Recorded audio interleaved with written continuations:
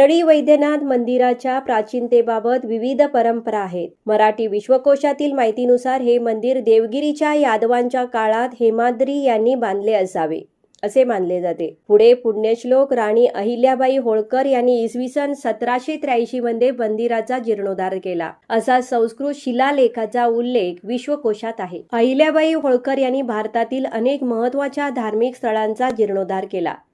परळी वैद्यनाथ मंदिराचाही त्यात महत्त्वाचा समावेश आहे. मंदिर दगडी बांधकामाचे असून एका उंच ठिकाणी वसलेले आहे. महाराष्ट्र पर्यटन विभागानुसार मंदिर सुमारे 75 ते 80 फूट उंच टेकडीवर असल्याचे नमूद केले आहे. मंदिराचा भव्य प्रवेशद्वार, कलात्मक नक्षीकाम आणि पितळी आवरण असलेले दरवाजे विशेष आकर्षण आहेत. मराठी विश्वकोशानुसार मंदिराला पश्चिम दिशा वगळता इतर 3 दिशांना प्रवेशद्वारे आहेत. सभामंडपात नंदीच्या 3 मूर्ती असून मंदिरात वीरभद्राची भव्य पितळी प्रतिमाही आहे. परळी वैद्यनाथ मंदिराचे एक विशेष वैशिष्ट्य म्हणजे शिवलिंगाचे स्पर्श दर्शन करण्याची परंपरा. त्यामुळे इतर अनेक मंदिरांच्या तुलनेत येथे भाविकांना शिवलिंगाच्या जवळ जाऊन दर्शन घेण्याचे विशेष धार्मिक महत्त्व आहे. अनोखी पूजा परंपरा आहे.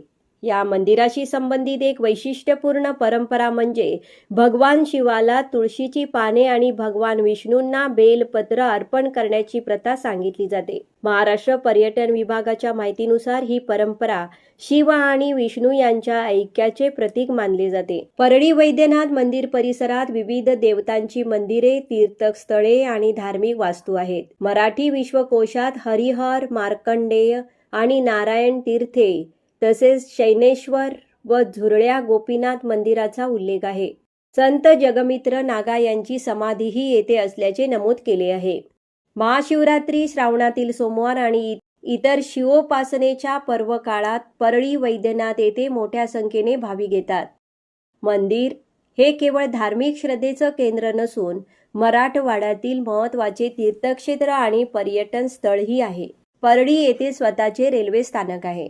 महाराष्ट्रातील प्रमुख शहरांमधून बस व इतर रस्ते वाहतूक उपलब्ध आहेत.